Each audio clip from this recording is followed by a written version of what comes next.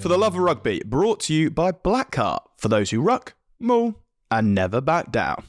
Ben, it's Calcutta Cup week. It is, mate, and I tell you what, we've got to see it return. I need the boys to do the business. I need them to back up the performance against France. I need them to get that trophy back in the England cabinet at the RFU HQ. And England last won 5 years ago. That's absolutely bonkers. You played, didn't you? Was that when it was at Murrayfield and it was literally, I think Genji scored and it was windy. It was pre-COVID, wasn't it? I think it was the year COVID happened, the COVID shutdown. It was a filthy game from what I remember. Yeah, it was. It was terrible conditions. And yeah, I played in it. And Genji scored a pick and go, exactly right. So that was the last time we won up there. And last time, I think 2017 for yourself, maybe, Coley? Yeah, 2017. I'm trying to work backwards because we drew one, didn't we? But 2017, yeah, we won at Twickenham. Then 2018, that was when we beat heavily at, that's when the wheels came off up in Murrayfield. And then 19 we drew, but that meant they reclaimed it, or I don't quite know how it worked out, because they held on to it. They held on to it, yeah. It was about 40 points each, wasn't it? So I mean, we scored, we went ahead, and they basically had a goal in 20 minutes. They scored about 3 or 4 tries, and basically we were in the lead. And then 40 went under the sticks and scored right at the death to draw the game. And that was a roller coaster. That was madness, that game. That was a mental game. At half time, everyone would have thought it was done. Like Scottish fans probably leaving at half time, because I think we were up by about 30. And then they had 20 minutes of just everything stuck for them. Great rugby on their behalf. And they got themselves back in the game, and it was just the most bonkers game of rugby. But yeah,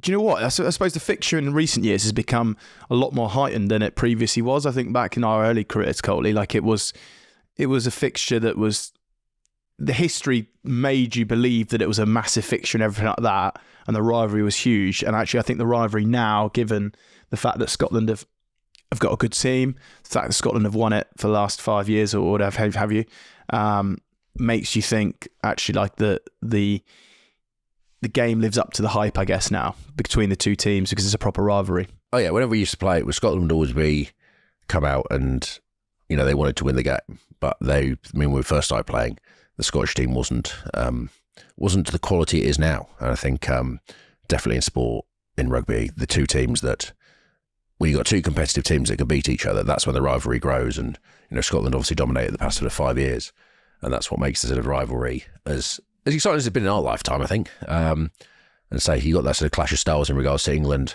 are sort of becoming a sort of power team aerial contest and trying to develop that attacking game, whereas Scotland have the attacking game, and they're sort of all possession based, and it's a bit of a clash of it's a matchup, isn't it? It's going to be interesting to see how teams attack each other and how they play, because they are sort of, I would say in some regards, two different styles of rugby. So we need to hear from inside the England camp. We need a new correspondent, and we rang up Big Red, Ollie Chessum, been on the pod before, cracking episode. So, Big Red, Ches, how are you, mate? I'm good, mate. I'm fit and healthy. How are you boys getting on? No, I just want to comment on Chez's look. He's looking good. The last picture I saw of him from Rugby 25, you weren't looking so sharp. Yeah, are you happy with that, by the way? No, I've been absolutely stitched up. Dylan, my youngest brother, he's bought the game. I'm 81 rated and got the worst lid going, so I'm fuming. They've lost a customer in me. Just for the listeners, whoever, just to explain, people they come in, didn't they? And they basically had a wall of cameras that basically you sat down and they took, I don't know, there must have been 10 poles with cameras on, and they basically took sort of every angle of your face going. There's a few of them, like Freddie Stew is definitely, schmizing? He's definitely schmizing down the lens on his picture. And yours, you seem to have some form of jungle on the top of your head. Yeah, I've been absolutely stitched up. I got like a afro at the front and no party at the back. So I've seen a couple ones. Dan Kelly's been stitched up, so I'm not the only one. There is a few stitch ups. I want to know if I've been stitched up on the ratings. So you need to ask your brother Dylan what Coley's and mine rating is, because Coley, I'll have you know, in the rugby game in 2011 had a 91 or 92 rating. So is he still at that level 14 years on? I've no idea.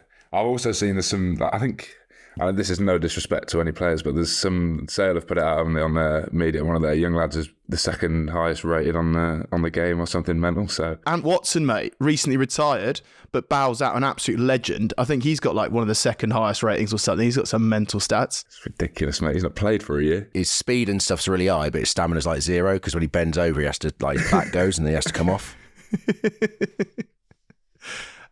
Ches, so how's life in camp, mate? Obviously you had a fallow week. You were based at Penny Hill. Is that right this week? Yeah, we've been at Penny Hill this week. And camp's good, mate. I think going into a fallow week off the back of an important win for the group makes life a little easier, means the mood around camp's a bit better. And then, you boys know what these fallow weeks are about. It's all about sort of fine-tuning little bits. The S&C guys see it as an opportunity to get stuck into the forwards, not so much the backs. We had a nice little watt bike on Wednesday. And then that's it really, mate. Just short and sharp, in and out, back home for the weekend before we get ready to play Scotland. When you said nice watt bike, there was obviously nothing nice about that.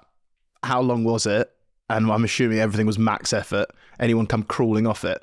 Because Tom Pearson did it once, didn't he? Pearcey did it in World Cup camp, where he basically went so incredibly hard. He was basically Lance Armstrong without the doping on this thing, going absolutely crazy. And put his heart into like crazy stress, and then basically it took 2 days to recover from it. Yeah, he bought himself a nice little ticket for 2 days off. In fairness, I tried my hardest. I was spewing into the bin after this watt bike, and Jamie, Kitman, absolute hero. I'm like sprawled out on the floor after spewing in these bags. Jamie's just come out, carried these 2 bin bags full of my spew and legged it downstairs, and then was sick himself, I think. So yeah, all good.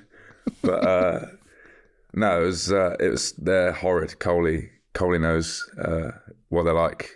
But yeah, done and dusted now. Hopefully don't have to do one for at least another couple of weeks. You also have a rivalry with the head coach, don't you, when it comes to watt bikes? Yeah, he's on me. Goes back many a year. That when I was like 18 and I came into the gym I was injured, came into the gym at like 6 a.m. Steve wanted me in to make sure he could watch me and one of the other lads condition. But I got in that early because I was so nervous. I thought I'd get in, stretch, get myself ready to go, that I came in just as Steve was about to do the same session. So I had to hop on the bike with him. And ever since then, he absolutely kicked my ass. And then ever since then, he's been on me. So no, it wasn't too bad this time. He seemed happy enough with my results, so I'll take it. Who's top dog at Penny Hill Park at the moment, and who's rooming with who? Are you in an up-down yet, Ches? You made that level yet, mate? I actually had a room to myself last week. It was honestly one of the best rooms I've been in at Penny Hill. But I think that was out of pure luck. I think Daly's taken over from Marla on assigning rooms, and there weren't this week smaller squad. So I was rooming with Ted Hill, good roomie. We were in a side by side beach 225. But I don't know. We'll see. There's the thing is, Coley. Ever since you and Len have left, the number of caps in camp has severely decreased. So I'd like to think I've got a bit of a better opportunity of getting myself into an up down. But we'll see. We'll find out on Sunday night when we get back. See who Daly's partnering me with for the week. Yeah, it was the turning of the changing of the guard when me and Marla in the autumn. Marla left, and he'd done the rooming, and it was the first time me and Marla roomed together. Then he left. Without even staying the night. But he was literally like, he was showing me the room list and he's like, we've got 100 caps, like this 40, Jamie were like 90, Mara's obviously was on 80 or 90 at the time. And then it was just like, it fell off the cliff down to like 30 and 40 cappers. And obviously from where we've been in like 2013 with, not 2023, sorry, with like Courtney, yourself, Len, there was like Faz, there was loads of 100 cappers. And so, yeah, there's a new generation coming through. That was one of the signs. Yeah, well, you boys would get an up down to yourselves, I think, if you combine caps with the boys that have got them at the minute. So, yeah, fingers crossed. We'll see on Sunday night. We'll see on Sunday. How's my mate? I say my mate. How's the bloke that thinks he's my mate, George Martin, doing? George, he's all right. Is he all right? Is he by himself or is he... George is, as you well know, George is never by himself. He's always dragging someone along to either do rehab that they don't need to do or go to the spa for the 5th time for the day. But he's doing all right. Yeah, you know exactly what George is like, Coley. Is he asked where Marla is yet? Has he worked that one out? Or is he... Apparently he's just walking around saying, is he here? Is he here? Are you sure he's gone? I don't think he has retired. Where's Coley? Where's Big fella with Marla? tattoos. Are Coley and Marla around? No, he's been all right. Ches, there's a rumour going around that you've been practicing the Serena Williams dance from the Super Bowl. Is this correct? Joel Stocker's been on your emails, has he? Hey, we don't give away sources, mate, Brilliant. But we've heard strong evidence that you've been working on the moves, mate. I don't even know how it started. We had team strength the other day, and obviously it's not normally the case. It's normally just forward. So there's a few of the boys trotting them out, and Jinxie was trying to two-step, do the Serena Williams dance, and then he asked me if I could do it. I had no idea. It turned out I was actually quite good at it. So turns out you're then phenomenal at proceeded to go around the gym and tell everyone else how to do it. And every time I turn around, Joel had got the camera right on me. So I tried to do my best Coley and stick my fingers up the camera and hope that the footage would get deleted. But by the sounds of it, I've not managed to be too successful. Talking of camp and sources, how's our mate Richard Hill? How's he doing? Yeah, Hilly's all right. He got his moment in the spotlight on Wednesday night at a charity dinner hosted by Kieran Bracken. So it was, you can imagine what it was like, those two talking about the good old days.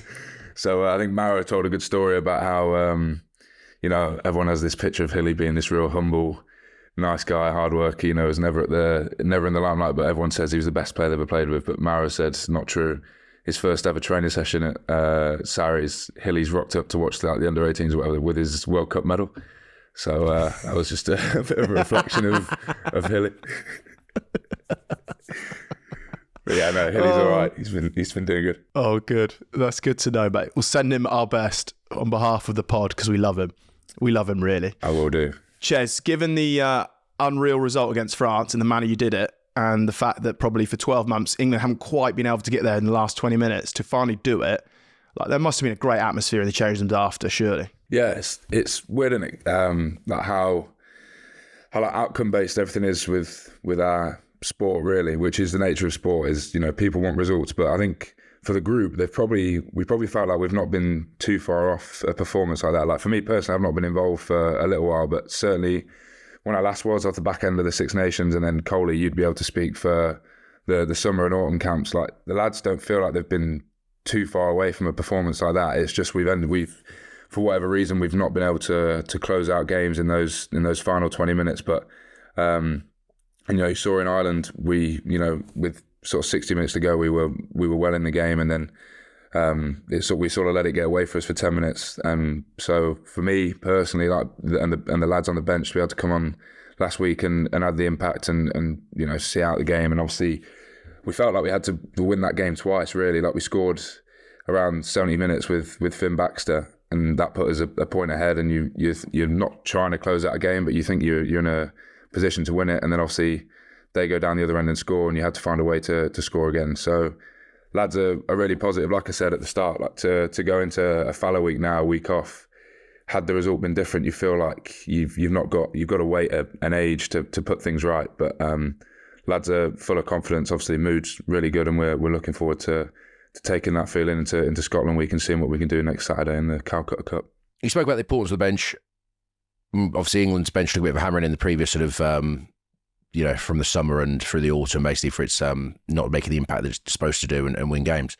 Has that been made? Has the bench been a focus of the game, or the game plan, or is it basically sort of more win the game first and then the bench will? You know what I mean? Like sometimes it's like you make a focus of the bench. And it's like we're going to be rely up on the bench. Actually, it's like, well, let's not wait for the bench to get on. Let's win the game first, and then the bench does its thing. Steve's not put too much focus on the bench. He said to me in the first game against Ireland, he's not going to, but that doesn't make us any less important. That he needs to come on and make an impact. And what he says to me, what he said to me before the last two games is, the boys that start the game are gonna put us in a position to win the game. It's then your job on the bench to come on and make sure that we do that. So, and like I say, it didn't really work out for us against Ireland for whatever reason. That 60 to 70 minute window, we let the game get away from us, but obviously managed to score two late tries that get us an important bonus point.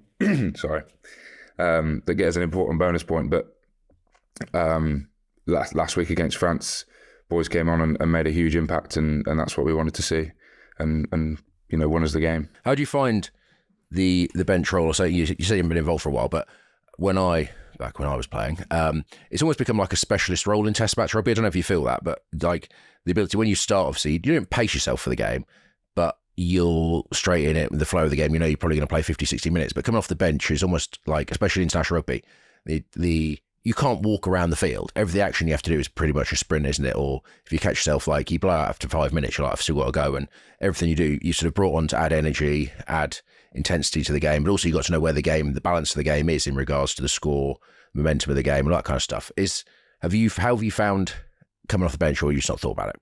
I've not thought about it too much, but I think it is so different to starting a game for so many reasons. Like you say, like you don't have the opportunity to feel your way into a game. You've got to go all out, and lads will say like you don't get your second wind off the bench. So if you come off the bench after with 30 minutes to go, it seems like the longest 30 minutes you ever have to play, because you're blowing after 5, and for whatever reason you just don't get your second wind. But also, I suppose for everyone, like you analyse teams. They'll release their starting team towards the end of the week. So for me, for example, line out stuff, you prepare for all this stuff, and then later in the game, the bodies on the field are completely different from your end and from theirs. So there's a skill to that as well in terms of recognising, what's changed for them, and then also you sort of, when you're on the sideline, you have to make sure you're watching the game from start to finish, so that when you come on, you've got a feel for what the game needs. For someone like Len in Len's position, he needs to know whether the game needs a bit of energy. Do we need a bit of composure? Do we just need to kick the G off it, get it out of our half, and play no rugby at all? Those sort of things. You've got to make those decisions coming off the bench, and you don't have time to adjust it. Obviously, I don't. I'm not kicking the ball ever, but you know what I mean. Is your approach different? Like the way that you approach the game if you're starting or finishing, because by the time you come on, potentially there's been so many different outcomes. You had scoreboard pressure, you got time pressure, there's lots of different things. So do you try and approach it differently, or do you have a consistent way of looking at the game and approaching it? I try and be as consistent as I can. At the end of the day, you don't know what's going to happen on the bench. Like you could, if you train with that mindset of playing 20 minutes all week, and then you get to game day and the bloke in your position goes down after 3 minutes, and you're faced with playing 77 minutes of rugby, having only told yourself you're going to play 20, then you'll find yourself in a bit of a sticky situation. I think your preparation changes a little bit, just because the team will train all week as pretty much a starting 15, and you boys on the bench might only get 5, maybe 10 reps with the actual team. So from that perspective, your preparation does change. But I think from a mental perspective, you've got to be ready to play maybe 5 minutes at the end, or 75 minutes. So from that perspective, it doesn't really change too much. I was actually wondering where you were going when you said about coming off the bench after 3 minutes having to play 77. I couldn't possibly think of a game where that's happened. So yeah. I actually think it happened to our good mate Tommy Raffel the other week. Came on after like 3 minutes, and he bloody hell, boy. It is one of those where you sit down on the bench, you're like, I'll just nestle in to watch the game, and then you're like, can you get warm? You're like, oh fuck. Yeah. Like just eating a bag load of sweets. Before you go on, like, is there any last minute messages?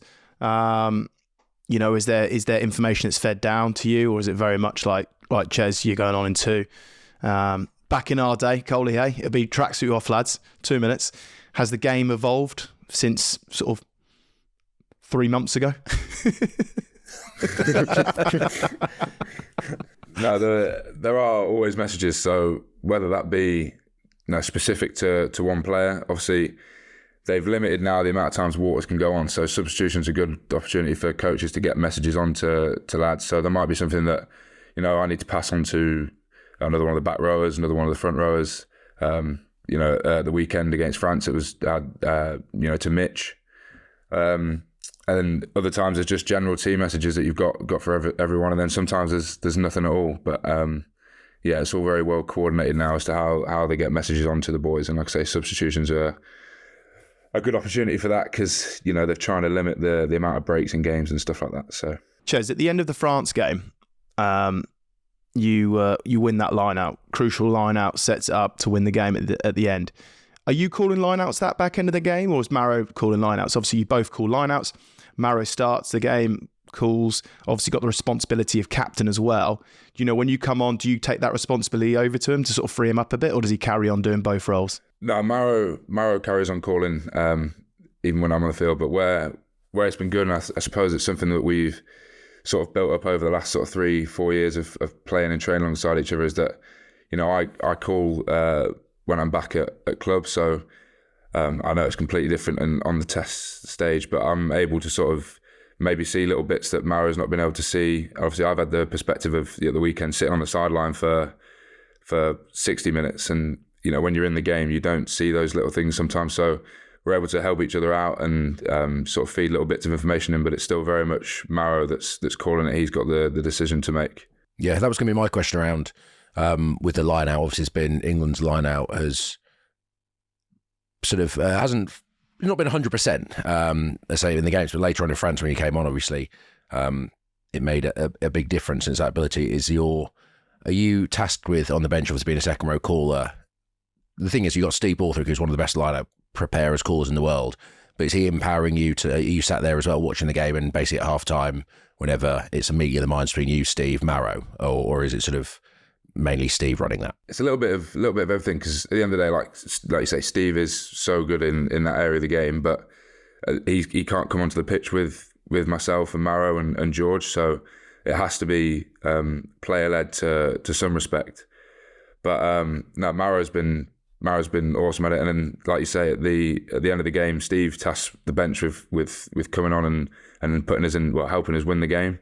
And for me, the line-out's a massive area of my game. So yeah, it was part of what I was tasked with doing, was coming on and trying to shore up the line-out and make sure that we take our opportunities. Because I think, like Steve said to us as a squad, the tail of the game is, as always when we win, is that France missed some golden opportunities, and they seem like golden opportunities because they are, just a pass and a walk in. But actually, like, we missed line-outs in their 22, and they're just as golden opportunities, which we saw later on in the game. Like, we win a line-out. 2 phases later, Finn Baxter goes over. We win a line out, we maul, and it sets up a play for Finn and Daly in the backs to do what they did. So they're just as crucial as players missing those passes on edges and dropping the ball. Oh yeah, well the thing is like we talk about big moments in games, and people love talking about big moments, but you only know it's a big moment after the event, because I say, in an alternative universe, you say take that line on the 22 and end up scoring. Oh, it's a great big moment, but you miss it. You never get the opportunity. But for people don't, yes, because it's sort of gone differently, that's not a big moment. Similarly, when people drop the ball, it's that's a big moment. But conversely, if they drop the ball 5 phases earlier, it's not a big moment. So it's all those you don't really know until after the things, which makes the importance, especially in international rugby, where you only get a certain amount of 22 entries to the opposition or so many lineouts in the opposition. It makes everyone golden, basically, because in the Premiership, I think, and lower down, you will get repeated opportunities potentially, or you miss a line out, they'll kick it back, you can get another entry back in, whereas international rugby, sometimes most of the time you'll never get that opportunity ever again, and it's the team that sort of converts the most percentage wise, even that often wins the game. Was that a statement, Coley, or was that a question? I don't know. No, it was a bit of both. I was just backing up Trish's point about how important winning lineouts is. Yeah. What I'm saying is how important it is to sort of people think that big moments are just someone drops a ball, but actually you don't. It's a big moment because it's happened, but it's a big moment that happens all the time in rugby, but people don't fucking assume. Anyway. Tell you what else big moment, Ches. I'm enjoying watching you carry the ball, mate, and I've been talking for a while on For Love of Rugby about England and how we don't have necessarily ball carriers, or as many as we'd like. But mate, is that something that you feel like you can add? Because when you came on against France, mate, that's something else I picked up on, apart from just dominating the air in the lineouts, was getting some carry power in there. And obviously you're an athletic guy, so you can be good in the wide channels as well. So, when you come on and you start playing that role of carrying and doing those bits, Jets, do you almost try and play that role more as a 6 than a lock? Do you know what I mean? In the open play, do you try and play more like a 6 in broken phase than you do a lock? I suppose I've got the beauty of being able to do both, and Wiggy's freed me up to do that, and it all sort of depends with who's on the pitch at the time, as to where I sort of find myself. But yeah, I do naturally find myself in those sort of playing off 10 a bit more than I do playing off 9. But at the weekend against France, I found myself in both areas. But I do love getting my hands on the ball. It's something that in the start of the year, I thought I was doing a fair bit. And then obviously I've had 3-4 months of not playing any rugby. So I was just trying my best to pick up where I left off. And fortunately I found myself in areas to make some good carries at the weekend. And it's something that Steve's been keen for me to keep pushing. So I'm going to try my best to make sure I'm doing that. Ches, I've got to ask, firstly, what do you like the name, the POM squad? That's what we've come up with for the bench. I saw you come out with that at the weekend. Yeah? Boys, can the boys get behind that or not in camp? I don't know. I think it's got a good ring to it, but I don't know. It's weird. Not many of the boys want to be on the bench. You know what I mean? Everyone wants to be starting. No. So it's like a blessing and a curse. It's if you're blessed with the name the POM squad, but then you're in the POM squad. You're maybe not where you initially wanted to be, but I think it's got a good ring to it, mate. Yeah, well then you end up doing such a good job in the POM squad, like yourself and Jamie George, that you almost curse yourself, that you're like, yeah, but you were so good off the bench that you're going to have to be off the bench again. Yeah, but I want to start. Yeah, but you were just phenomenal off the bench. Yeah, I know, because I'm pushing for a start. Yeah, but you're great. You stay in the POM squad. All right, just do me a favour, when the next announcer tee, just get hold of the analysis and just delete finishers and just put POM squad. I'll have a word with Joey and Kaz. That kind of leads me on to the next one, Ches, is everyone's always desperate to start. Like, myself and Coley have been there. You just want to play. You want to be involved, but you want to start because you feel like you can contribute from the off. Obviously, with Maro captain and George being a teammate, like it's almost you and George almost battling out for that second row of starting. And of course, you can cover 6 as well. But I suppose people would be interested to know that dynamic because for so often, I think people perceive from the outside like there's these crazy rivalries and people don't get on, but that's never the case. It's like cohesive, competitive work. But how does that dynamic work? Because you guys are all vying to start, but you've obviously got a captain taking up one position, which obviously doesn't leave too many slots. Yeah, I think the best teams have got competition in all places. Like you need competition to drive each other, push each other forward in training, get the best out of each other. Like if there is no competition, I think then that breeds a bit of complacency from an individual perspective. So from that area, it's great, but there is none of that. We are all three of us at the end of the day are all working towards the same goal, and that is making sure that England win, and that we're winning this Six Nations, and in the long term we're winning other major trophies. So we've all got that common goal, and of course, like I say, everyone wants to be starting, but I think also, like you say, I've got the ability to play 6, which frees up the potential for Steve to have 3 second rows almost on the pitch. And then there's also the other angle that I maybe, me and George offer something a little bit different to each other. Like George is, the perspective of George is, he's the big heavy lump, and George brings like a huge amount of physicality to a game, both attack and defence. Like we mentioned around the carry stuff, like you see George carrying off 9 so much, especially for us at club, but now with England as well, like he's doing a lot of that work as well. And then Coley will speak like George, he's 126, 127 kilos behind you in the scrum. That's massive for a tight head as well, and at set piece was, I'm not that heavy, but so I like to think I can bring other things to the game that maybe George doesn't, and vice versa. So we all three of us work really well together, and it's selections out of our hands. It's just to make sure that we're all fit and all ready to do what we need to do, and then it's up to Steve to choose who he puts in those slots. You mentioned there about George's defence, and one thing that we've picked up on, and I should think everyone has, is England's new defence system. So it's not the blitz as much as it previously was, and it's not passive either. It's somewhere in between, a bit more like a aggressive, connected defence sort of thing. Still has a bit of vulnerability, but it does look more in control. How's that? How hard is it for people to understand, like to get a new system in straight away? Because you've gone from blitz, and I know you've been injured, Ches. You missed the autumn. Had you not missed the autumn, mate, England would have been 4 from 4. I know that for fact.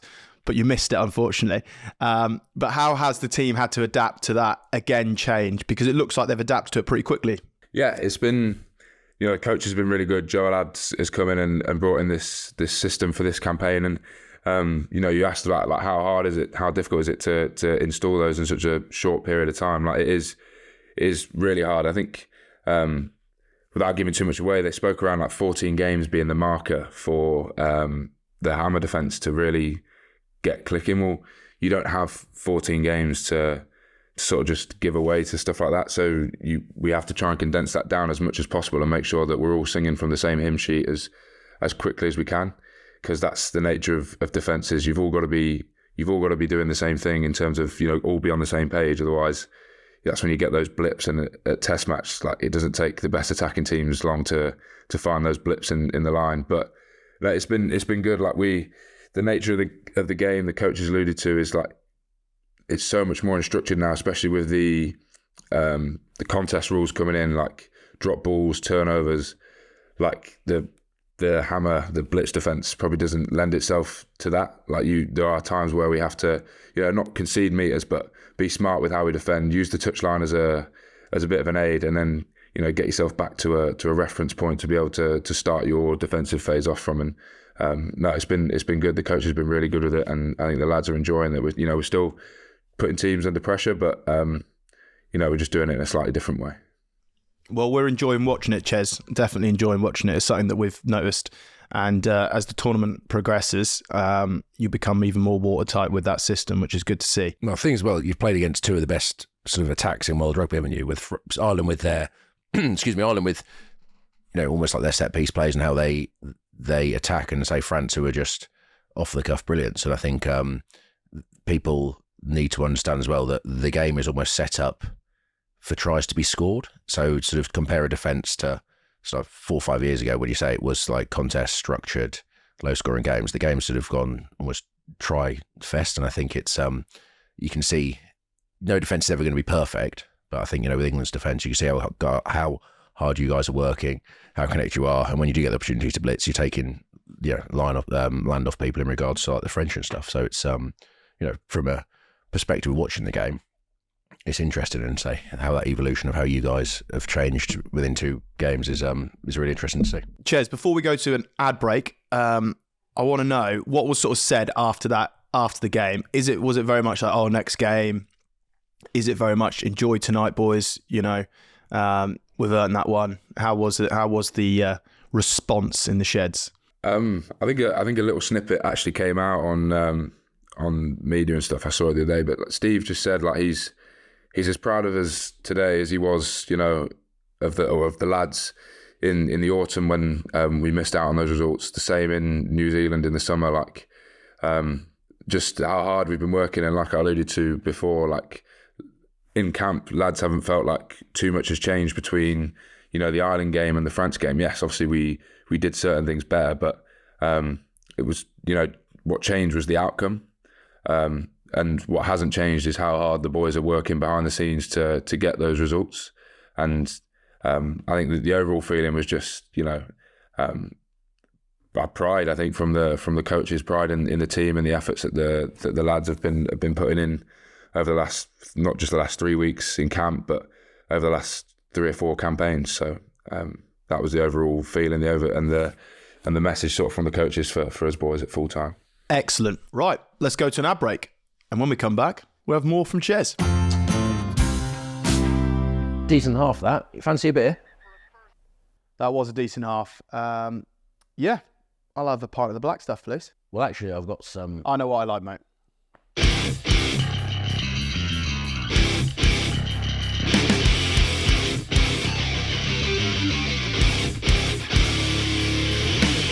There you go, mate. What's this, mate? Black Art. I told you what I like. But what if it's better? Cheers. Yeah.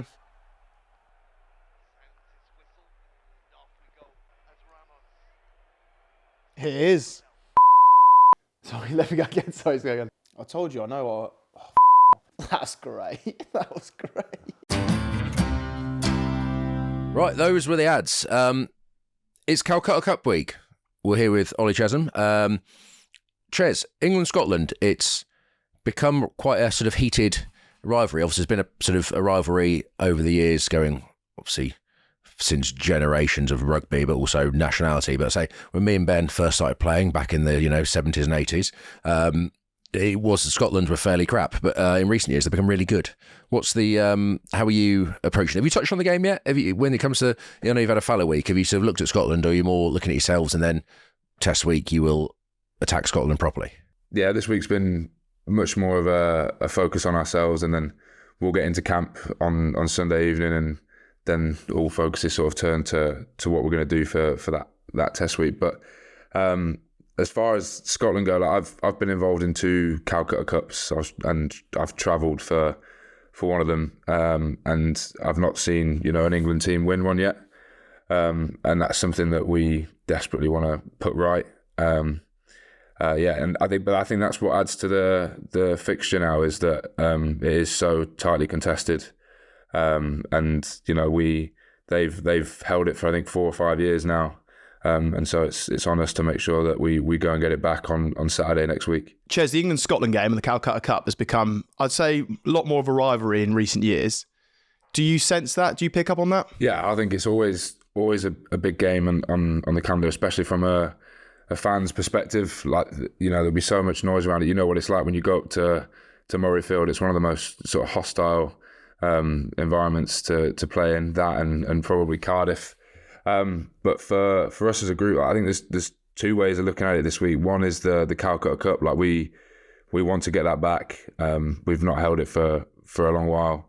And then 2, it's another step in this, Six Nations campaign that we have to win to put ourselves in a position to be in for a shot at a title towards the end of the competition. So, we're playing for 2 things really at the weekend. But it's a huge game, like I say, for everyone involved. And like I say, for me personally, I've not won one yet. I've not lifted the Calcutta Cup, and that's something I really want to do. So, if I get the opportunity to play next weekend, then that's something that I'll be looking forward to.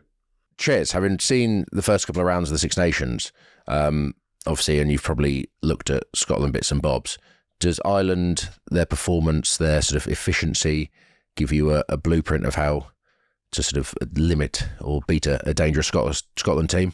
I think we talk about Scotland on here, this pod, about how Scotland can be world beaters. They have the potential, the biggest sort of outcome of, against England, they bring their best game and they're phenomenal, and then Ireland just shut them down. So have you watched the games, and what have you seen from that sort of Scottish threat that might come next week or this week? Yeah, I think when you look back at what we were saying around taking your chances, that's exactly what Ireland did against Scotland. Like they didn't mess around when they had the ball. They convert it into points pretty much every time, which is obviously something as a team you want to do. But then from a Scotland perspective, like you without stating the obvious, what they've got powerful wingers in Van der Merwe, who's has been a bit of a thorn in our side in the last 2 games that we've played. He scored that try at Twickenham from the halfway line, and then scored one pretty much the length of the field when we played there at Murrayfield last year.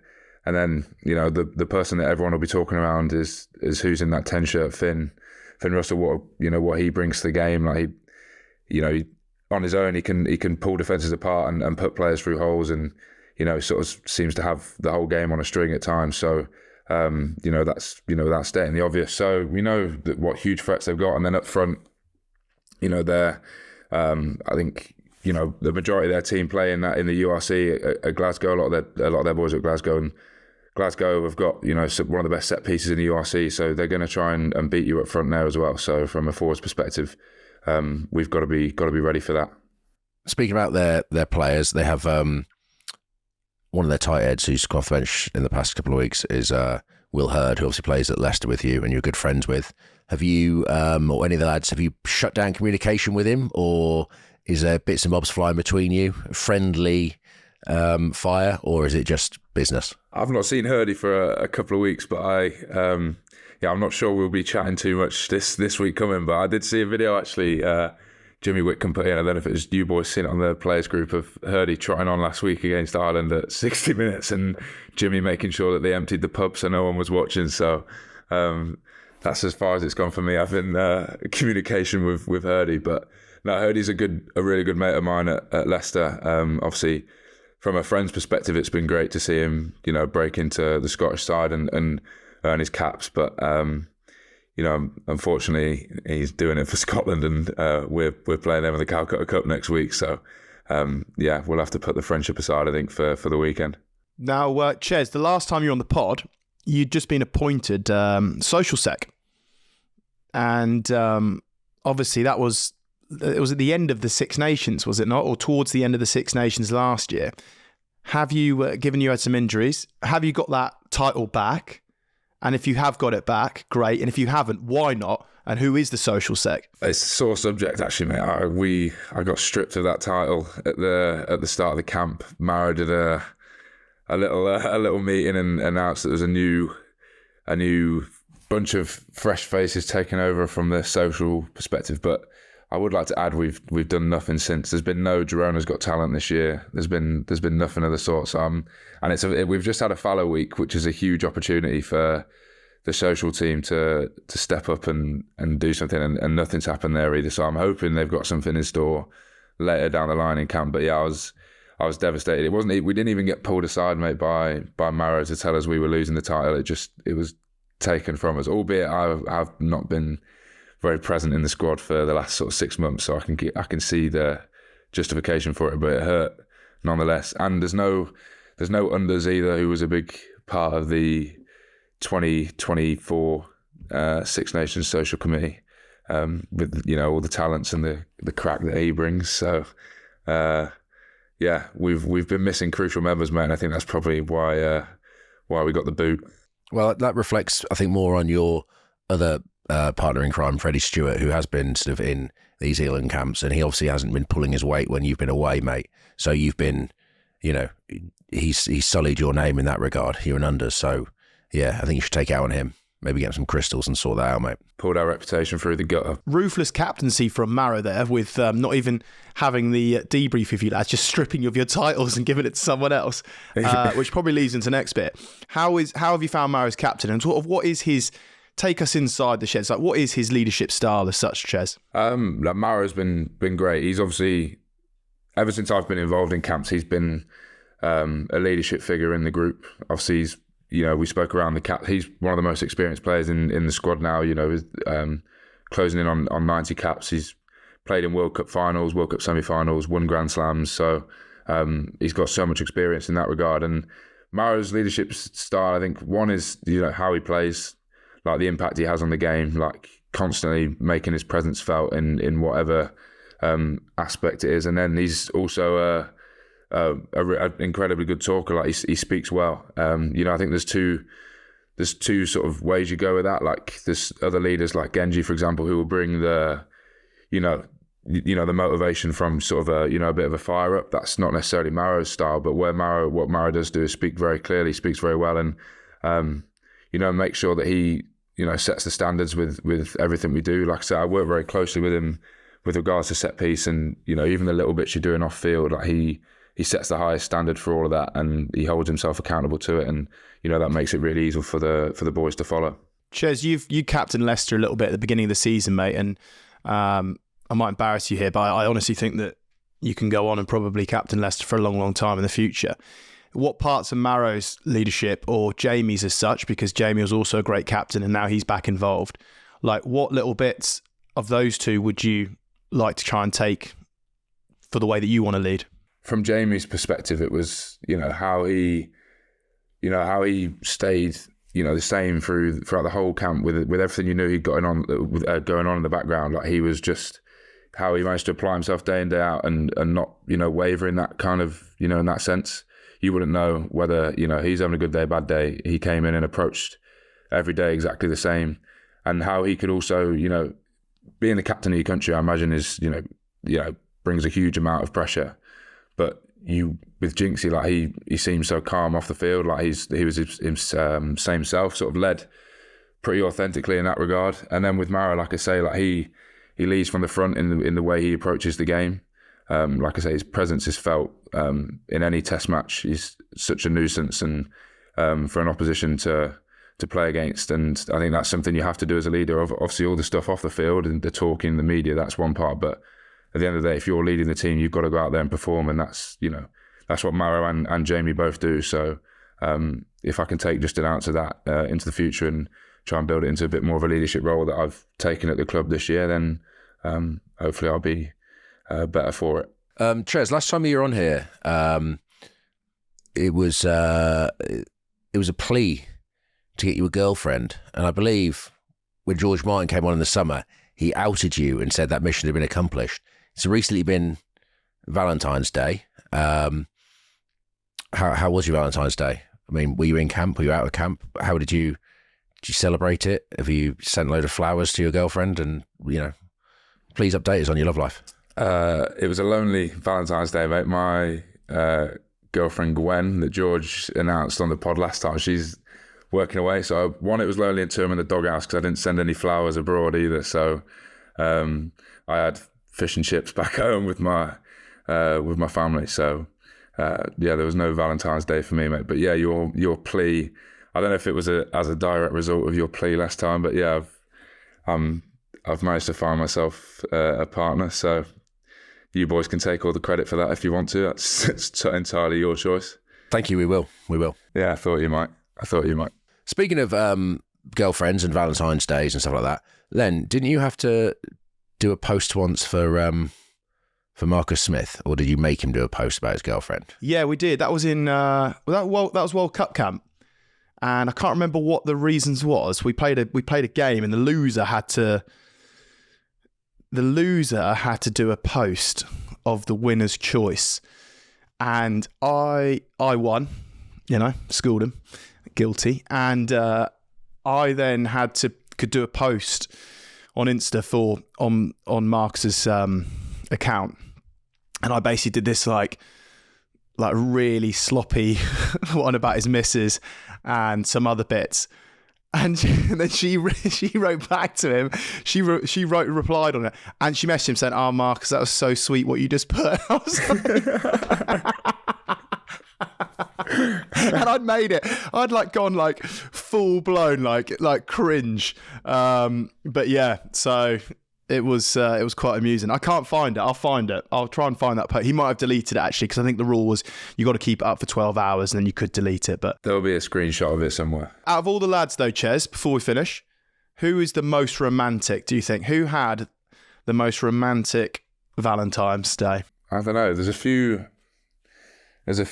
An obvious one at the minute is to throw Freddie Stewart in the mix. Has his Six Nations documentary, is his life changed since that's happened? No, he's been quite humble with his newfound fame. So he's not said too much about it. I have never seen him drive his car. Right, from what I understand, he's quite tight with his money, and I've seen him often you transfer hotels, and I've seen him get lifts with guys that aren't in the 23 to basically go to the hotel to save him fuel, and yet that impression the documentary gave the impression that he drives his car everywhere.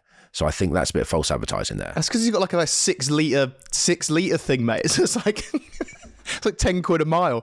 He's also rich, right? He's got a massive contract. The only bone I got to pick with him from that is if you watch the clip back, his car is covered top to toe in bird shit. He's not even... Netflix have said, obviously, we're going to film you driving here. You'd have thought he'd have just nipped in and got it cleaned. It is coated in bird shit. But yeah, I think you could potentially throw Fred's name in the hat. There's one person you don't need to throw that. It's Genji. I think he's quite possibly the least romantic person going. I don't know. I feel like Tom Curry could be in there. I've seen posts on his Instagram before. He's gone to those golden retriever Labrador retreats with his missus and spent the day stroking dogs. So I feel like he had something lined up, mate. He'd have kept it quite quiet. And then Marcus as well. I think he told Wiggy asked a few of the boys what they're doing for Valentine's, and Marcus was off into London with his missus for the night. So I imagine he was, in some suite somewhere. Rose petals, I imagine. Valentine's is done and Scotland are on the horizon. Ches, I want to wish you and the boys all the very best ahead of the weekend. Thanks so much for joining us. As always, Big Red. Absolute star, mate, and look forward to watching you guys go at it at the weekend. So thanks for joining, mate, and go win that cup back. Thanks for having me, boys. Thanks to Brewdog, because every nation needs a black heart. Thanks to Sage for their insights. Subscribe to Coley's newsletter and get in touch with a name for it. Leave us a review in your podcast app and share the episode with a mate. Come on, England.